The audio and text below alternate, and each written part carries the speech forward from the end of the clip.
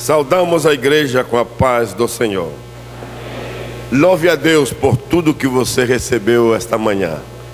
O Senhor nos tem abençoado de maneira maravilhosa.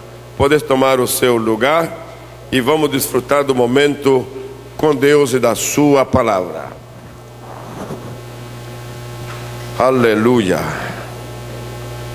Parabéns para o coral adolescente e jovens, cantaram lindo, a orquestra, parabéns para o quarteto feminino, parabéns para a apresentação da obra da Igreja Adormecida. Eu creio que se terminasse o culto aqui, já estava completo. Todo mundo entendeu. Nós não queremos ser essa igreja. Nós queremos ser a igreja que está desperta. Amém? A igreja que está vivendo com amor, com a responsabilidade para fazer aquilo que o Senhor nos tem encomendado. Vamos ver várias coisas dentro do tema de missão, lembrando o que falamos sexta-feira, a unção. Sem ela, a igreja é fraca, a igreja é impotente, mas com ela, a igreja é forte, é a igreja que alcança. Ontem, a mensagem foi máxima concentração. A necessidade que nós temos de estar concentrado na palavra, atualizando-nos nela, atualizando-nos no contexto histórico, atualizando-nos e possessionando-nos de maneira correta no plano e na visão que Deus quer que nós nos ocupemos. Hoje, para que uma igreja siga fazendo o seu trabalho, ela deve entender que está todos os dias requerendo de uma autoavaliação. Eu vou pedir a atenção de todos, porque não é um tema agradável. Ele não é agradável, porque ele vai forçar a mente, ele vai mexer com as atitudes, vai mexer com o comportamento, tanto do indivíduo, família, até mesmo nossos negócios, empresa, e ainda de maneira muito direta, igreja como corpo de Cristo. Nós vimos ela dormindo aqui, não foi? O que é que pode levar a que a igreja perca essa capacidade de ficar desperta e possa cair num sono prolongado? Então, o tema nos leva a descobrir isso. Autoavaliação. Amém? Estamos prontos? Vamos submergir-nos no tema. Gênesis 1, versículo 31. E viu Deus que tudo que tinha feito era bom. E logo acrescenta: era sobremaneira, era muito bom. Princípio da autoavaliação é poder fazer a pausa depois de criar, gerar, ativar processos. A pausa para ver o que foi feito, como funciona. E aqui não esperar que venha ninguém de fora para qualificar. Senão a pessoa que cria tem capacidade de autoavaliar e qualificar. Deus fez isso. Agora, capítulo 2, verso 18. E viu Deus que não era bom. Extraordinário. No 31:1, tudo é bom. E é muito bom. Mas no 2:18, há uma coisa que não é boa. O mesmo Deus que qualificou lá como bom, agora, avaliando, disse: não é bom. O que não é bom? Não é bom que o homem esteja só. E se a avaliação só descobre a falta, ou o que falta, só descobre a debilidade, ou a fraqueza, só descobre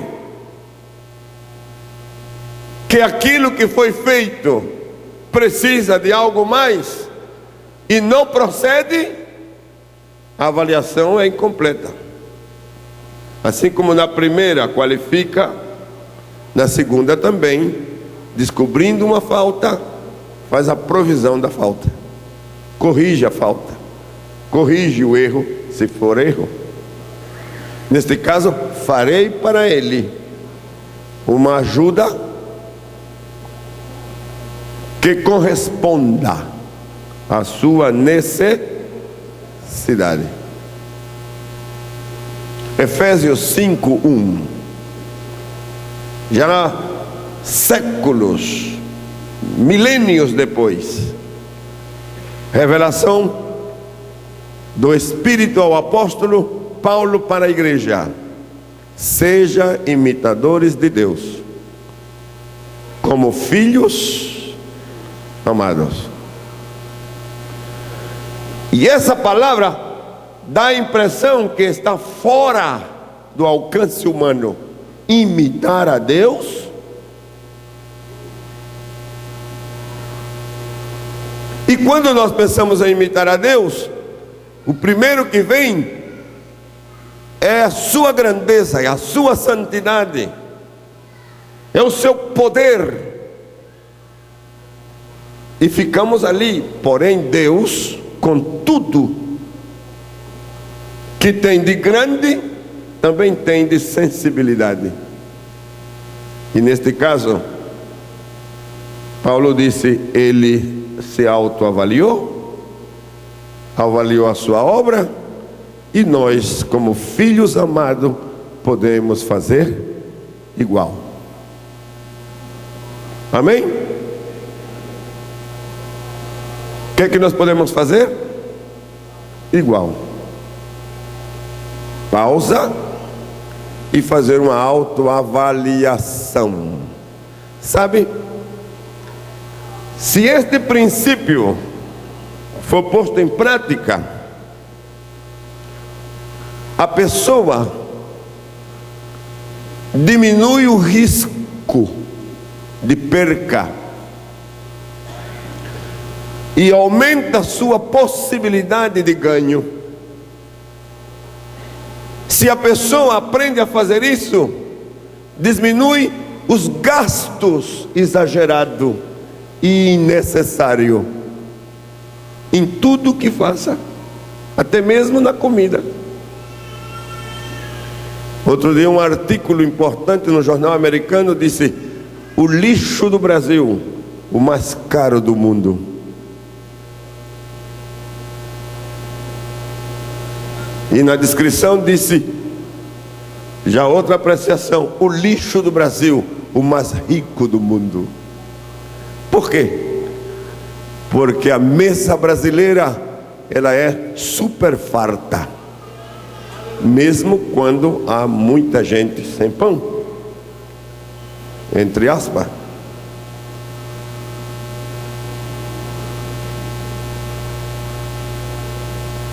Há muita gente que não pode pagar as suas contas. Quando se fizesse uma autoavaliação, o que ganha seria suficiente para viver cômodo e sem pressão de dívida. Mas por falta da autoavaliação, a maneira como está estabelecido o orçamento é defasado frente à realidade dele ou dela, da família. A igreja, igual. Ontem nós falamos da necessidade de atualizar-se, inclusive na palavra, na mensagem, no conteúdo dos nossos temas. Qualquer coisa que foi feito ontem tende a que seja obrigado a modificar amanhã, para poder atualizar-se. E isso obriga que todos nós trabalhemos e façamos um esforço. Uns anos atrás, e no ano passado, eu vim pregar, e eu trazia meus cadernos de nota. Hoje, um ano depois, eu tenho um iPad, que não preciso carregar nenhum papel na mão, e posso conter 1 milhão de sermão, de temas, de notas, até a Bíblia completa lá dentro, com ajuda em hebreu, em hebraico, em arameu, e diferentes tipos de Bíblias com outras traduções. Se eu ignoro essa vantagem, eu fico pegado no papel. Mas se eu avalio que isso pode ser bom para o meu progresso, eu incorporo o que pode me ajudar, e não me faz menos espiritual. Porque o que me faz espiritual não é o papel, nem é a máquina, é a minha relação com Deus. E a minha relação com Deus permite que eu faça uso de todas as coisas. Adão era espiritual, o único que faltava a mulher. E que bom que Deus disse: não é bom que ele esteja só. E como não é bom que ele esteja só, ele vai seguir sendo homem como é, porém acompanhado. Ele segue sendo a minha imagem, a minha semelhança, porém acompanhado. Essa é uma palavra que nos permite a todos fazer uma pausa e autoavaliar, e logo imitar a Deus. Quantos querem imitar a Deus? Levante a sua mão, eu quero ver a sua mão. Diga: eu quero imitar a Deus. Eu quero fazer uma pausa e eu quero fazer uma autoavaliação na minha vida e em tudo o que eu faço. Agora, a autoavaliação requer duas coisas importantes. A primeira, aprecio, valor pela verdade. Eu disse aprecio e valor pela verdade. Em Provérbio 23, disse: compre a verdade, não a venda. A sabedoria, o ensino, a inteligência. Que beleza! Ter o apreço e dar valor pela verdade permite que nós tenhamos uma plataforma que é inamovível, que é sustentável no tempo, nas provas, nas lutas. Jesus disse: aquele que ouve a minha palavra e a pratica é como aquele que edifica uma casa sobre a rocha. Vem ventos e tempestade, mas a casa, por estar construída sobre a rocha, permanecerá. Escutem, princípios que funcionam na autoempresa, ou na empresa de alto nível, um executivo chamou os seus vendedores e gerentes de áreas de produção, chamou a gerência financeira e começou a conversa com eles com essa introdução: o que é bom e o que está correto, eu já sei. Diga comigo: o que é bom e o que está correto, eu já sei. Fale-me daquilo que prejudica o nosso progresso, que impede o nosso crescimento. Sabe o que está dizendo esse executivo? O que eu já sei não é tema de discussão. O tema de discussão é aquelas coisas que estão encobertas, que eu não conheço, e se transforma em um impedimento para o nosso crescimento e para o nosso progresso. Essa atitude está dizendo: eu quero saber a verdade. Eu não quero algo suposto, eu não quero algo pensado, inventado, que talvez, que parece. Não, eu quero a verdade. E qualquer pessoa, família, empresa, igreja que queira fazer uma autoavaliação, precisa ter apreço e valor pela verdade. 2. Consolidação. A autoavaliação requer que haja consolidação. E para que se alcance isso, é preciso uma atenção e acompanhamento em tudo que se faz, com uma alta supervisão. Jó 22, 28. Extraordinária palavra. Determinarás uma coisa, e esta te será firme. A necessidade de que a pessoa que autoavalia possa determinar o quê? Determinar correção, determinar novas frentes, nova criação, novas tarefas, novas ideias. E determinando, essa determinação será firme. Eu fui buscar um pouco mais o sentido da palavra determinar, e ela tem uma raiz na legislação, e tem também uma raiz na força executiva. Quer dizer, que quem determina pode tomar duas vias, uma das duas, dependendo da necessidade: legislar para determinar, ou proceder executivamente para determinar. Se o tema requer de mais de uma pessoa, se legisla.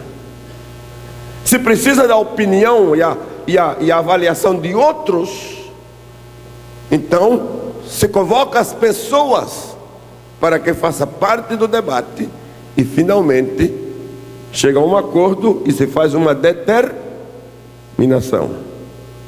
Se há uma determinação, uma vez determinado, isto será firme. Se não há necessidade de incluir ninguém, porque aquele que tem a responsabilidade necessita atuar direto, ele, como executivo, ele determina E o que ele determine, dado a sua faculdade de autoridade, isto será firme. Isto será firme. Na casa, por exemplo, um pai de família pode, em determinado momento, ter toda a família na consulta para alcançar uma determinação. E há momentos que não precisa de outros, porque ele é a cabeça, ele é a máxima autoridade e ele pode ir pela linha executiva, só que com justiça. Não pode ignorar que a sua decisão afeta aos demais.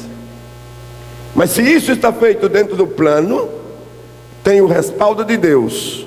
E o texto é maravilhoso, disse: e resplandecerá luz sobre os teus caminhos.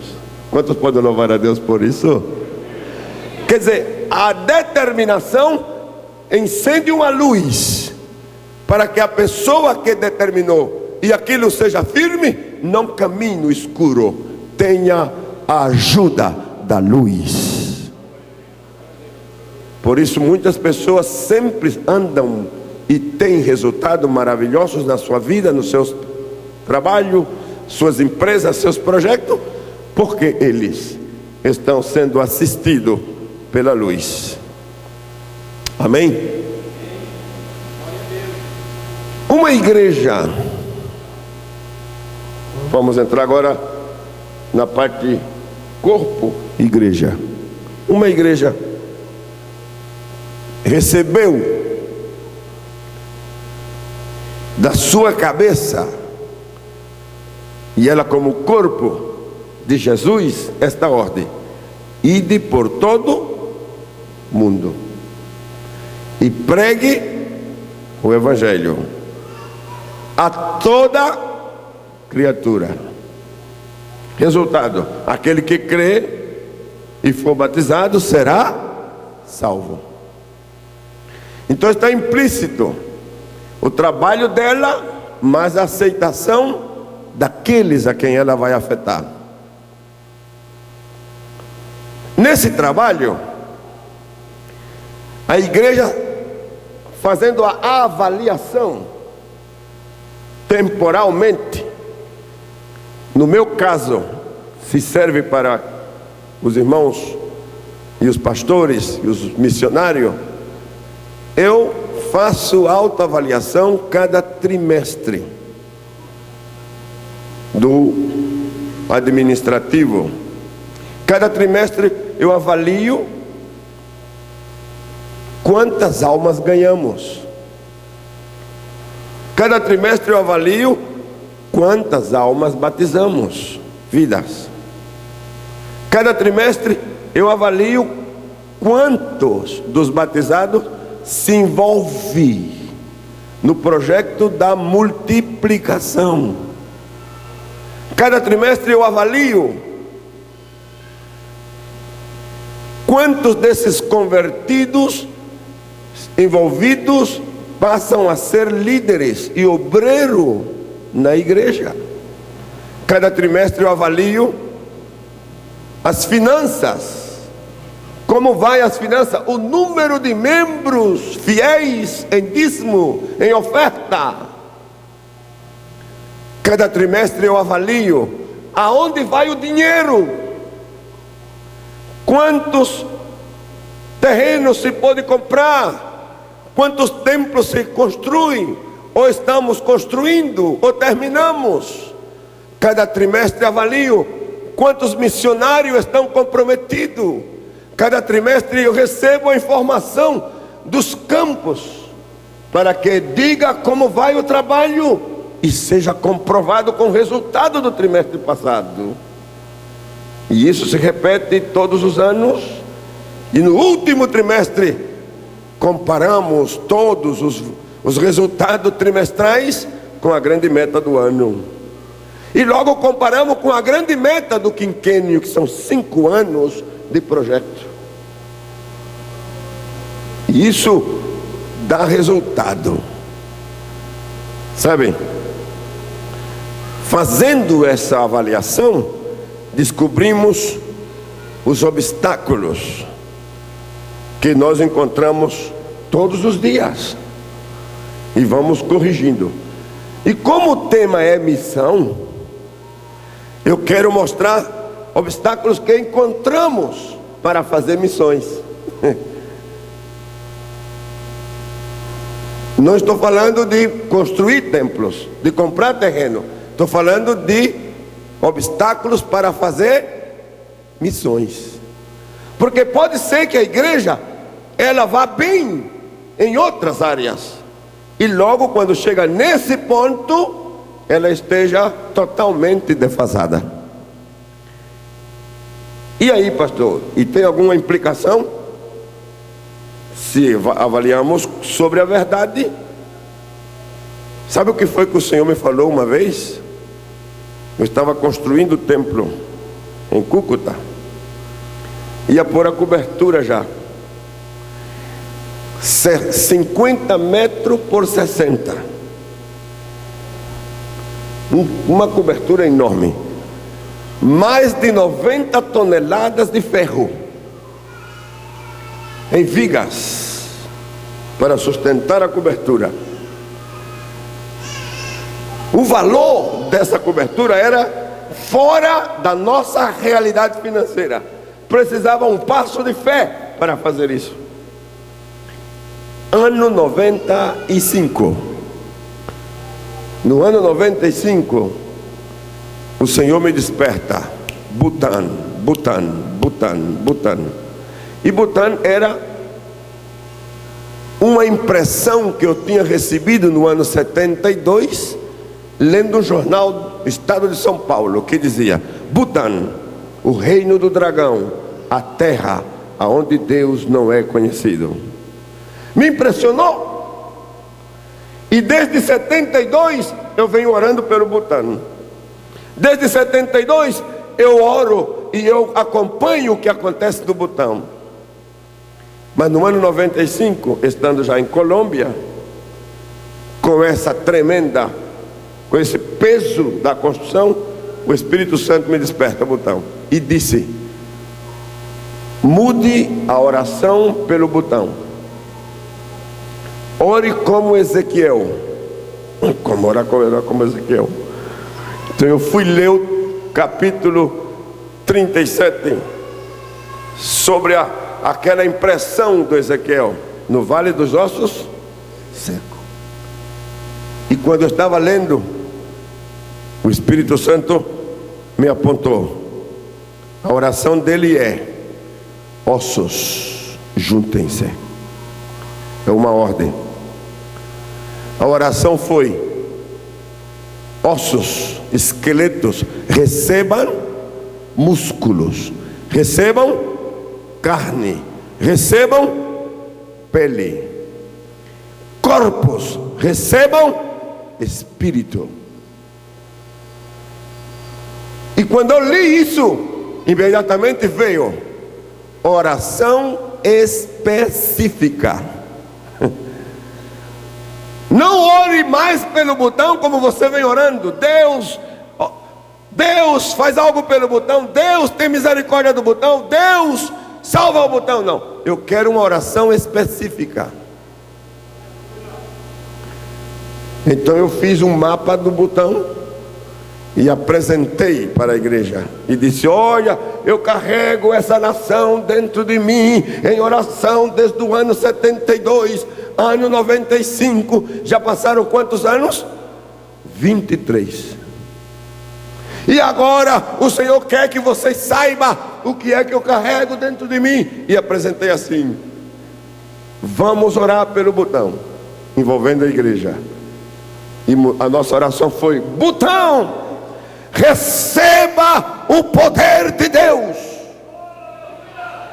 Butã, seja modificada a estrutura política, seja modificada a estrutura religiosa. Butã, receba o poder da palavra de Deus. Abra-se as portas. E a igreja comigo, todo mundo parecia que estava fora de juízo. Nós temos visitantes e os visitantes ficaram abismados. Como é que vocês oram? E onde é que fica esse país? Esse país fica no Himalaia, no meio das montanhas do Himalaia. Você sabe quanto distância tem de Cúcuta para lá? São milhares de quilômetros. Pode uma igreja que está numa cidadezinha como Cúcuta pensar em fazer missões em Butão? Então eu começo a orar. Princípio do ano 96, eu vou pregar em Panamá. E estando num congresso de obreiros, falo de Butão.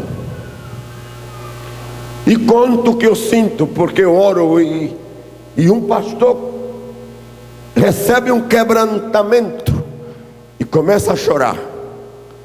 Quando termina a reunião, me chamam para atender o pastor. O pastor era Koltu Radamarak, pastor presidente das Assembleias de Deus em Sri Lanka. E ele disse: eu estou envergonhado, me sinto completamente envergonhado. Digo: por que, pastor?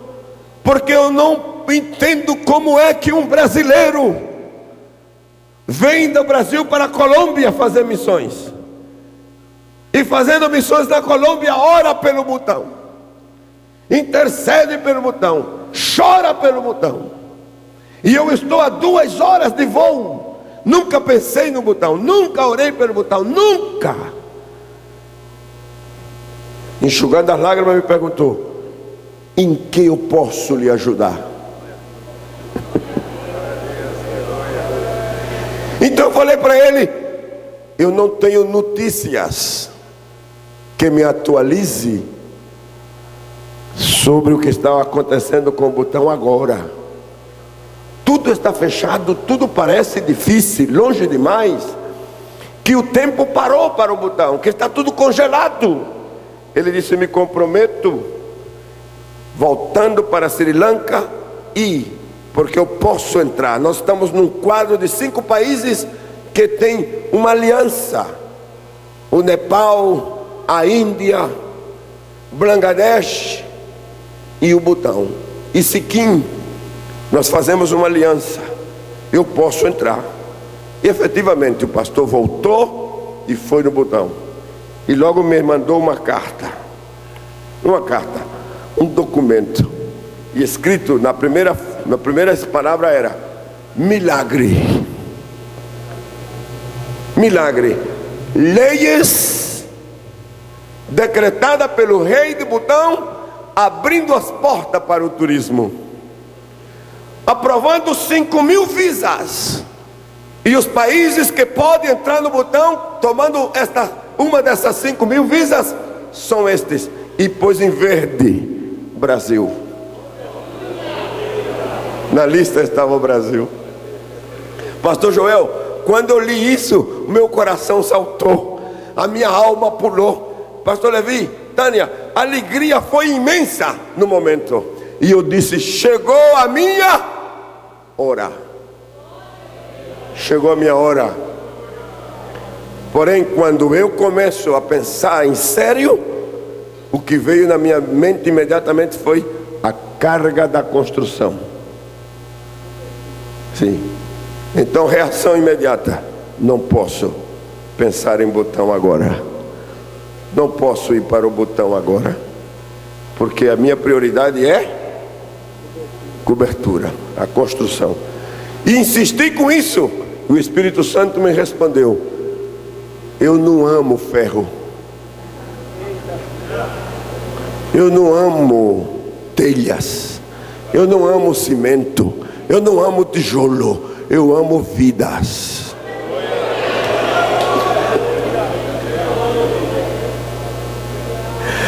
Oh, fiquei desarmado e logo ouço a voz do Espírito: missão, uma porta aos tesouros escondidos. Você quer ter dinheiro para terminar tudo isso? Eu quero! Então faça missões. Você quer acabar o templo? Quero! Então faça missões. Você quer que o povo da igreja se enriqueça? Sim, eu quero! Faça missões. Você quer empresários na igreja? Você quer industriais na igreja? Você quer gente profissional na igreja? Gente que não ganha salário mínimo? Eu quero! Faça missões.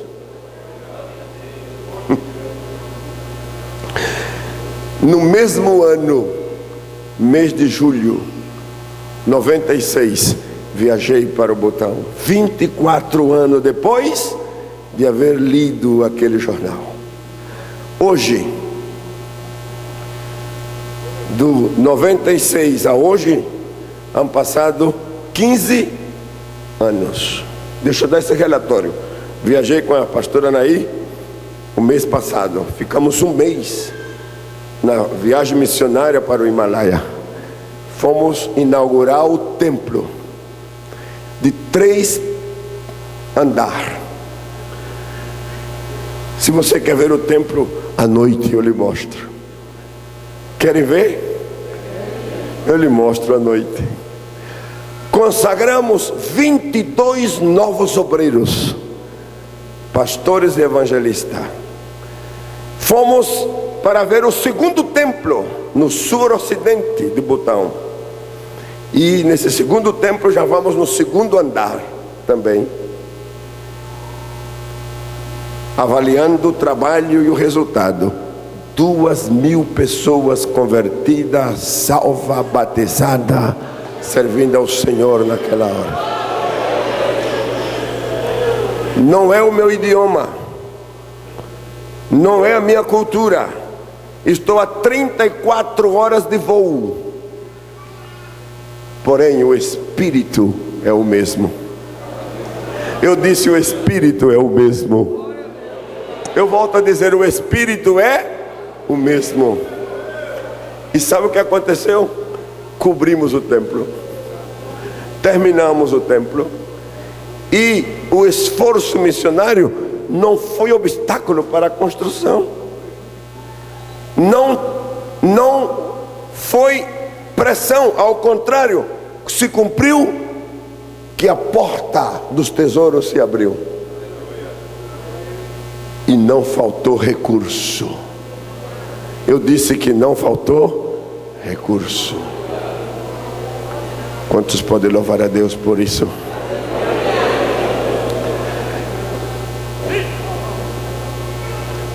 O obstáculo, o primeiro obstáculo para as missões, se você lhe interessa, escreva: eclesiocentrismo. Eclesiocentrismo. O que é eclesiocentrismo? É o que nós vimos aqui. Igreja! Igreja! Desperta, igreja! Atenda-me, igreja! E ela abre os olhos e se fecha em si. O eclesiocentrismo faz que só nós sejamos os salvos. Alô? E esses dias eu ouvi, estava numa reunião e alguém falou: se não está conosco, não está em nada. Se não tem o selo da nossa missão, não serve para nada. Como se chama isso?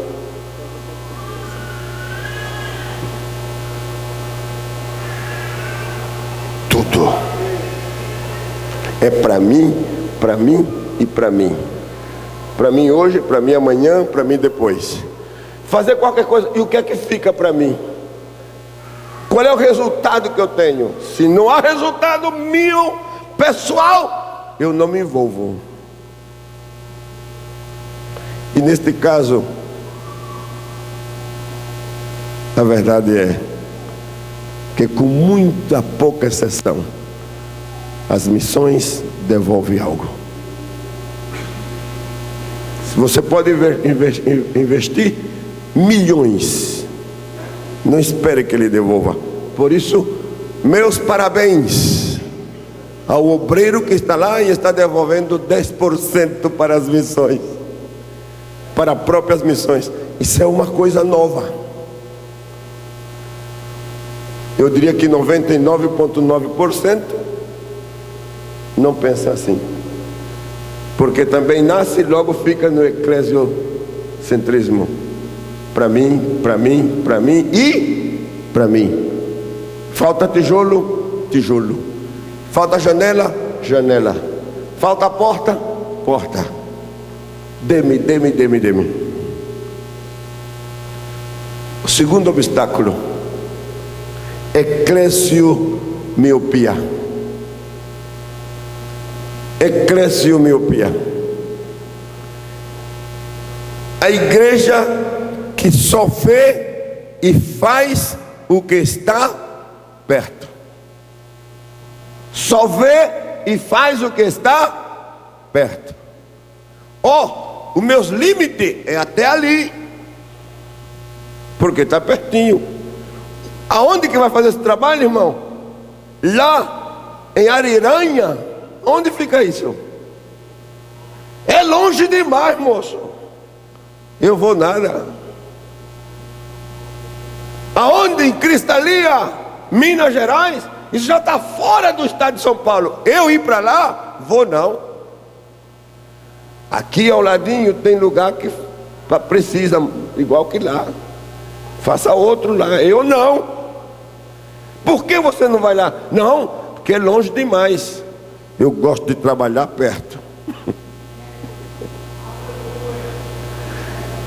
Ir para o Portugal? Você está doido? Oh, lá o dinheiro é mais forte que o nosso. Sabe quanto precisa ter para comprar um euro? Sabe quanto tem que voar? Sabe quanto gasta? Não, não, não.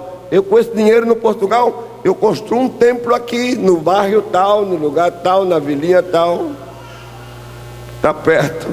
Como é que chama isso? Eu não lhes ouço. Como se chama? Eclesiomiopia.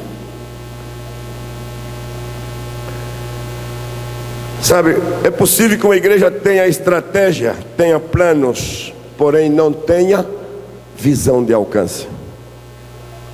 Tudo que ela tem, tudo que ela faz é ali, mas não tem visão de alcance. Não ter visão é entrar em risco. A falta de visão é entrar em risco, é diminuir. E quando você começa a diminuir, qual é o fim? Acabar. Então quem diminui termina como? Acabado. Se acaba. Parabéns pela igreja de Limeira. Eu disse parabéns pela igreja de Limeira, que está dizendo: nós queremos cruzar fronteiras dentro do Brasil e fora do Brasil.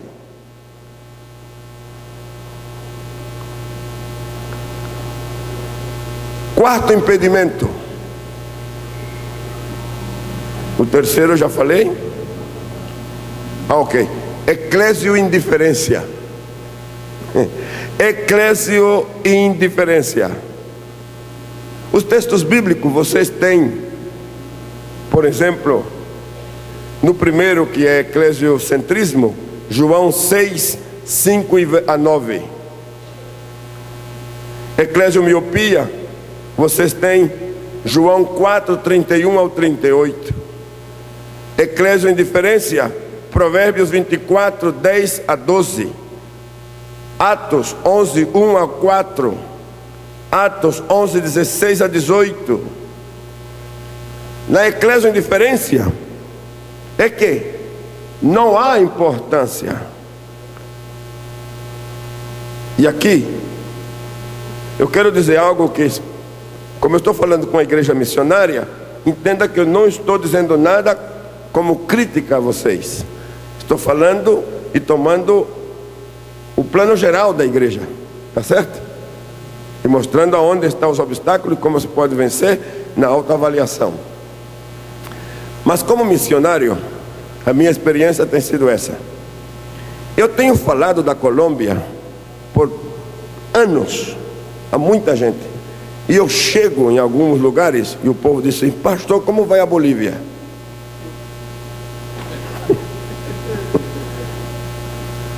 Eu falei da Colômbia, mostrei mapa da Colômbia, eu dei informação da Colômbia. E quando termina, e a Bolívia, irmão? Eu não, desculpe, eu não estou na Bolívia, eu estou na Colômbia. Ah, verdade, né? Sabe o que está dizendo? Não me interessou nada do que você falou. É total indiferença. Falei de Himalaia e esses dias estou falando muito, mostrando até foto. E de repente o povo disse: irmão, e aquele lugar tão longe? É um lugar longe demais. O senhor falou um dia aí, um lugar longe, parece que é onde o vento faz a curva, né?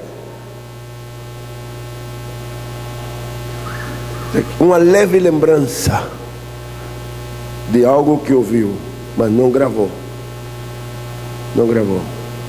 Não tem sentido. Escute, as estatísticas são essas. De toda a força evangélica do mundo, menos de 1% se dirige às missões. Menos de 1% se dirige às missões. Toda força emocional, talento. E eu brinco com o nosso pessoal aqui no Brasil, pastor, pelos talentos. Eu ouço um quarteto cantar, e são vários quartetos, duos, trios, solistas cantar, pessoas tocando. E eu digo: por que você não incorpora o espanhol? E teria mais de 30 países com as portas abertas.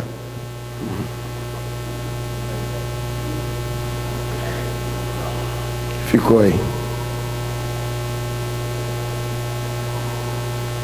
Sabe por quê? Porque não querem pagar o preço para aprender um novo idioma.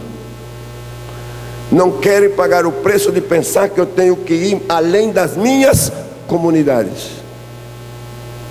Minha casa, minha família, meu pão, minha comida, meu jeitinho, minha cultura, a minha forma. Eu não quero pagar o preço. Como chama isso? Eclésio indiferença. Mas sai uma música bonita lá, traz para cá. Traduz e canta em português. Eu digo: mas não é? Se você pode traduzir uma música que vem do espanhol e do inglês para o português e cantá-la, você não pode traduzir do português ao espanhol, ao inglês e ir para lá? Qual é a diferença? Não, a diferença é que é mais cômodo trazer para cá. Mas que não me obrigue a mover-me da minha posição. O senhor vai ter uma batalha grande quando pensa na África. Nós brasileiros nos parecemos muito com os africanos em muitos rasgos culturais. Intente mandar brasileiro para a África.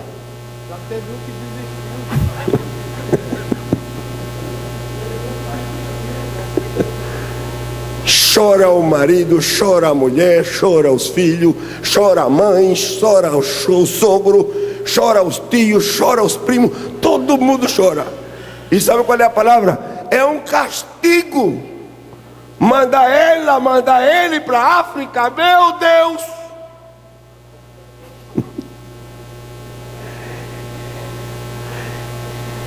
Desculpem, não estou falando com vocês não. Eu estou dando informação. Mas aqui o Espírito Santo me obriga a dar um alerta para o pastor. Está pensando em África? Vai ver.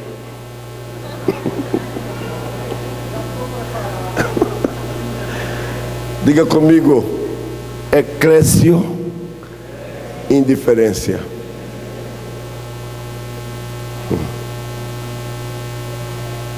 Quarto, agora sim, né? Quarto: plantar sem regar. Está correta a palavra regar? Regar. Plantar Se nós vamos para o vale do Jequitinhonha, chego lá e não acompanho e não rego, poderia estar falando de vitórias, de colheita. Plantar sem regar frustra qualquer colheita. O que é que frustra? Qualquer colheita. A semente pode ser boa, a terra pode ser boa, mas se não houver cuidado em regar, se frustra.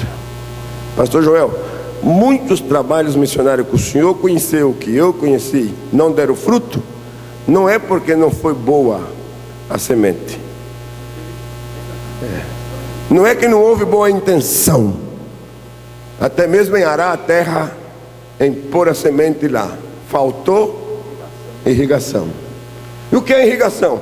A presença do pastor lá, a presença dos obreiros lá. Ir lá, e não ir lá para criticar, ir lá como Barnabé, ver a graça de Deus. Eu disse, ver o quê? A graça de Deus. Você vai em outra cultura, veja o povo na sua cultura. O povo na cultura deles, eles louvam a Deus, eles servem a Deus dentro dos marcos culturais que eles estão. Nós vamos com a nossa e devemos respeitar a deles como eles respeitam a nossa. Sabe, a igreja, ela pode ter grandes resultados quando ela planta e faz a irrigação. Fecho a mensagem, que a hora já está acabando, né? Em Eclesiastes, capítulo 2, verso 4 e 6, dá um exemplo. Salomão disse, eu construí, eu fiz, eu plantei.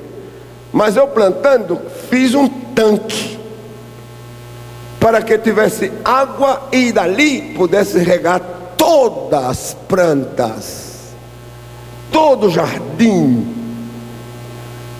O que eu estou dizendo é que a sabedoria diz que se alguém planta algo, tem que saber regar.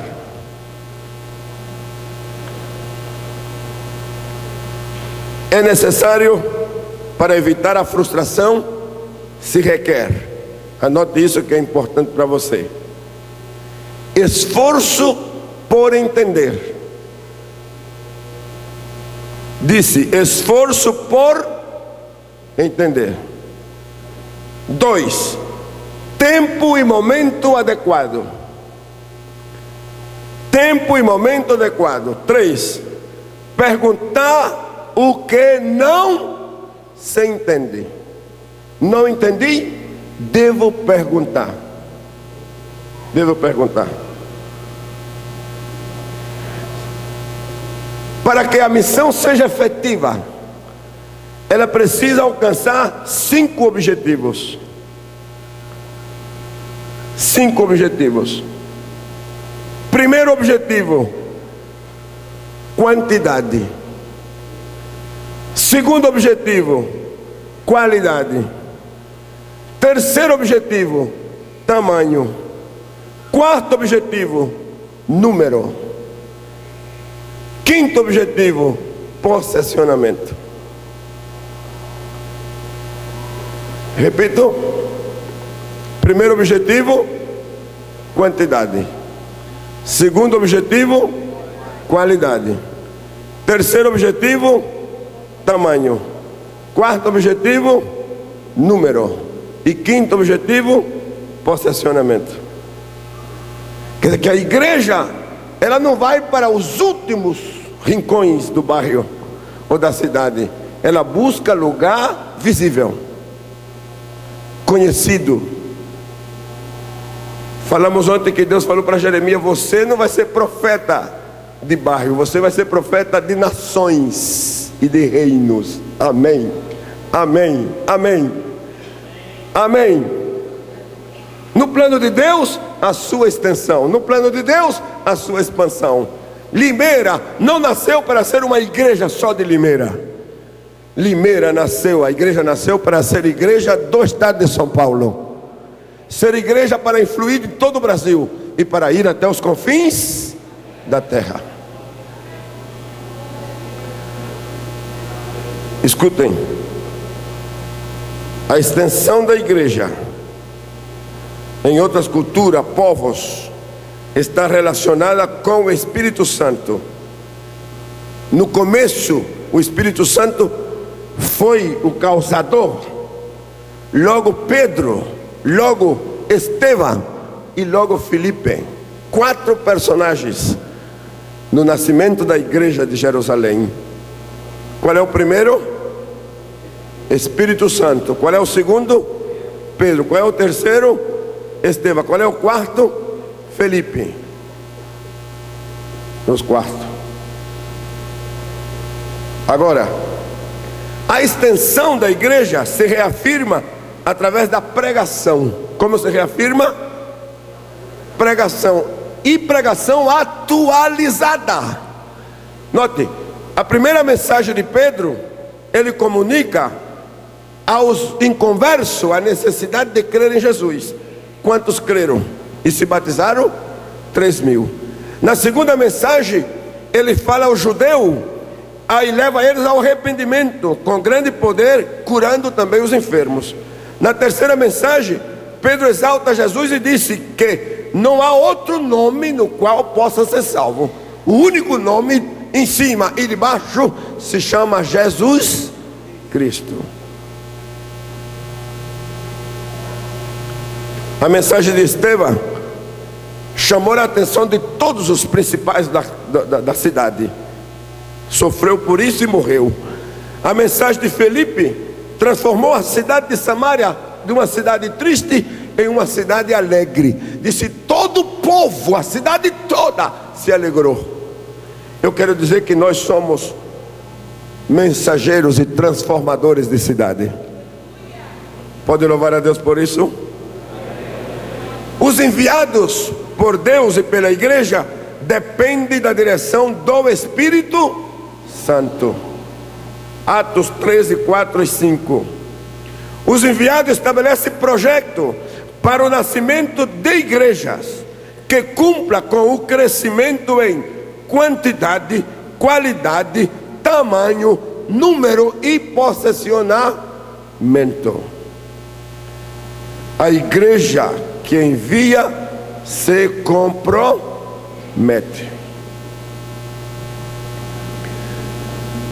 Eu disse para vocês que a mensagem tinha muita informação, não era agradável, porque força a mente, força as emoções, atitudes, mudança de comportamento e etc. Nesta manhã, ainda pela manhã, eu estou feliz de falar a uma igreja que está desperta. Eu disse, falar a uma igreja que está desperta.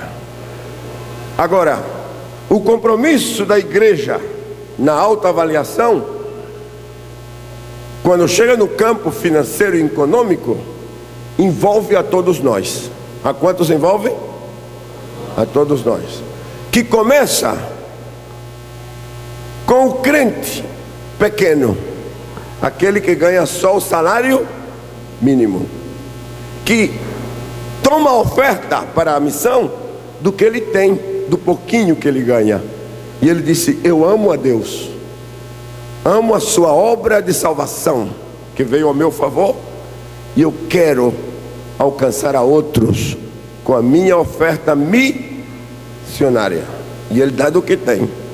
Alcança aos profissionais que podem ganhar 4, 5 ou 10 ou mais salário mínimo.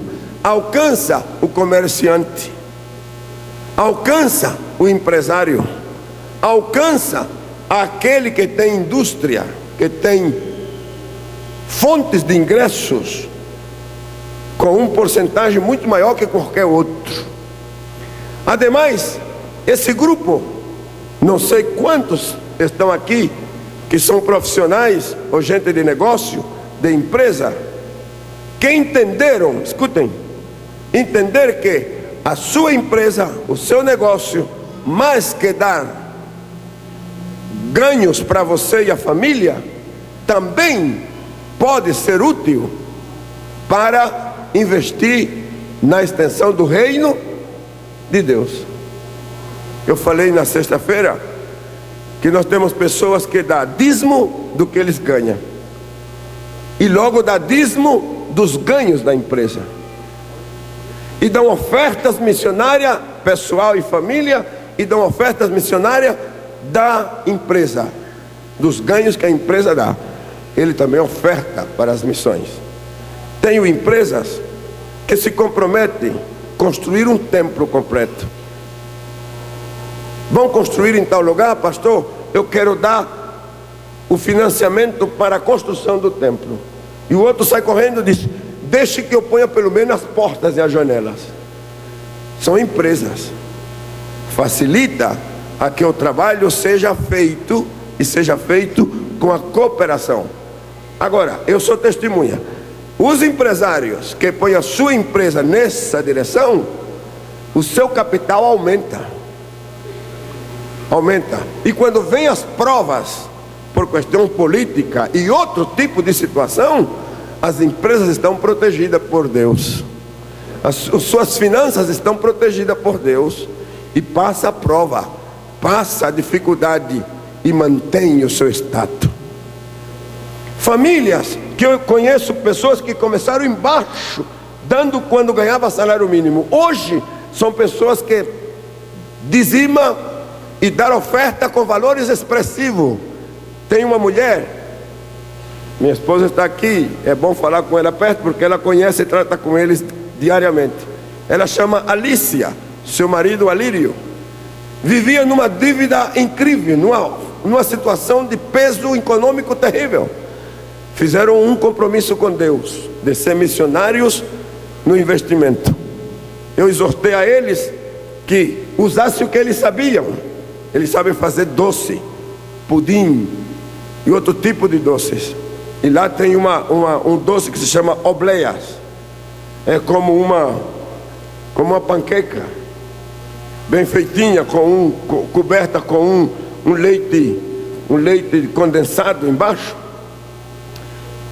E a mulher começou a fazer o trabalho. Hoje é uma empresa. Ela vende desses doces para supermercados, para mercearias, cadeias de grandes supermercados como Carrefour, como Êxito e outros. Vão comprar por dúzia. Ela tem o seu lugar e os caminhões, os carros param ali para comprar e levar bolos, comprar para casa.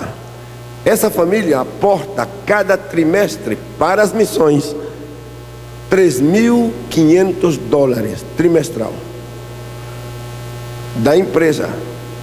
Não é dela não, o dela, o dízimo e oferta ela dá também, mas eu estou falando da empresa. Esta manhã eu estou aqui como mensageiro da boa palavra, e estou aqui como portador da bênção do Senhor. Eu quero orar por você e incentivá-lo. Envolva-se mais, comprometa-se mais, porque se você toma a chave das missões, você vai abrir a porta dos tesouros escondidos. Hoje nós vamos fazer a oferta missionária, e existe um motivo especial. Eu quero que os irmãos que vão me ajudar tragam os envelopes. Hoje vai ser distribuído esses envelopes. Estamos prontos?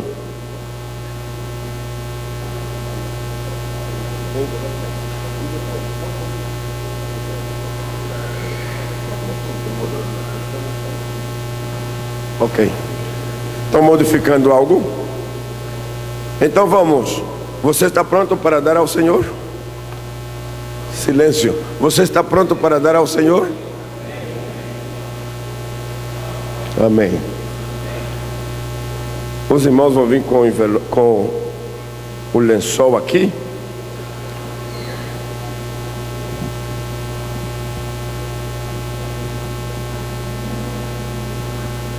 Eu estou em missões.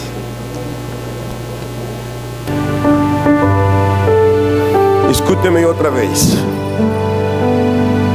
Eu não vou pedir que você dê sem que eu dê. Eu vou dizer a você: eu quero dar as missões. Eu quero dar as missões. Você quer dar comigo? A minha oferta missionária esta manhã é com a nota mais alta que está dentro da minha carteira. Eu estou abençoado porque está saindo várias assim, né? Sabe por quê? Porque quanto mais eu dou, mais Ele me dá. Eu disse que Ele me dá. Começo com os missionários. Eu não sei quanto você tem para o Senhor esta manhã, mas você quer dar comigo? Tome o valor que você vai dar para o Senhor. Não necessariamente tem que ser a nota igual, mas aquela que pode sair do seu bolso. Aqui na plataforma, você deu sexta-feira, você deu ontem. E eu quero perguntar, você quer dar comigo hoje outra vez? Quer dar comigo outra vez? Ponha o seu valor na mão. Empresa, negócios, indústria, comércio. Você quer comprometer a sua empresa? Quer comprometer? Esta é a sua manhã. Jovens, hoje nós vamos sacrificar Coca-Cola, a Guaraná, pastelzinho, sorvete. Mas pastor, mas algo que eu tenho, faça hoje. Quando eu fiz isso, eu tinha 13 anos e foi uma benção. Uma benção. Músicos, mulheres, senhoras, senhores, estamos prontos? Obrigado. O quarteto vai cantar. Eu quero orar por você. Pai, esta é uma manhã de bênção. Nós estamos sendo convocados para honrar-te com as missões.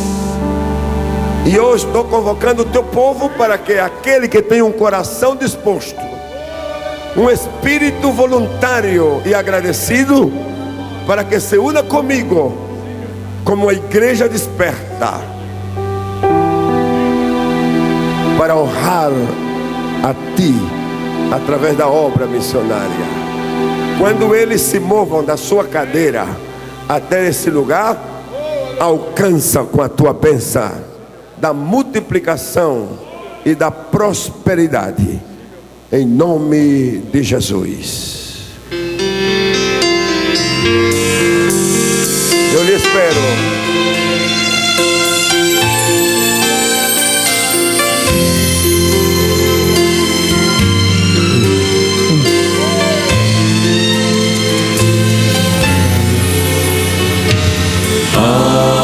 Algemado por um preso,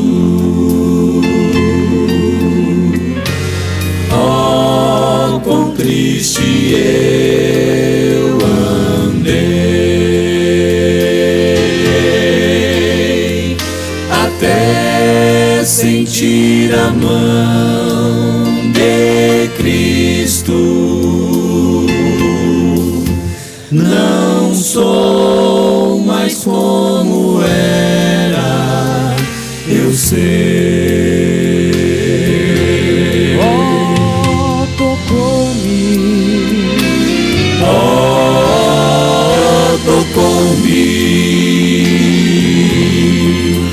de paz Ele encheu meu coração.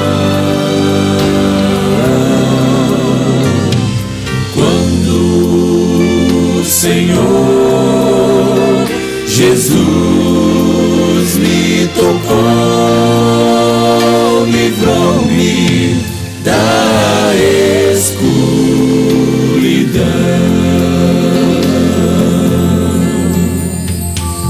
desde que encontrei a Cristo.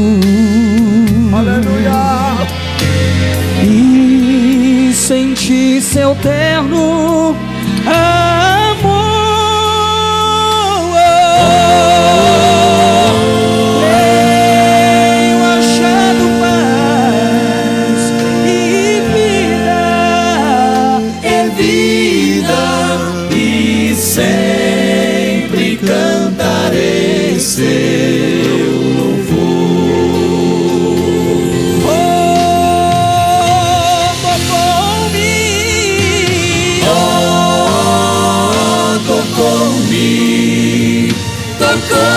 livrou-me de paz, Ele encheu meu coração.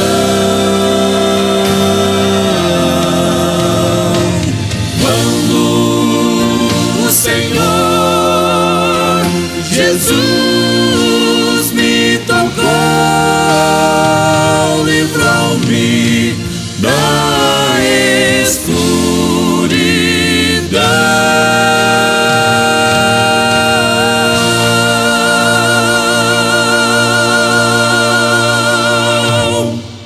Ponga-se de pé, por favor. Fique de pé. Diga comigo: Senhor, obrigado pela oportunidade que eu tenho de servir-te a Ti, fazendo uma avaliação na minha vida, no meu procedimento espiritual, na minha resposta à Tua palavra, à igreja na qual sou parte dela. Obrigado por dar-me a oportunidade de servir-te, amando as missões. Amém. Amém. Pastor. Glória a Jesus, irmãos. Graças a Deus.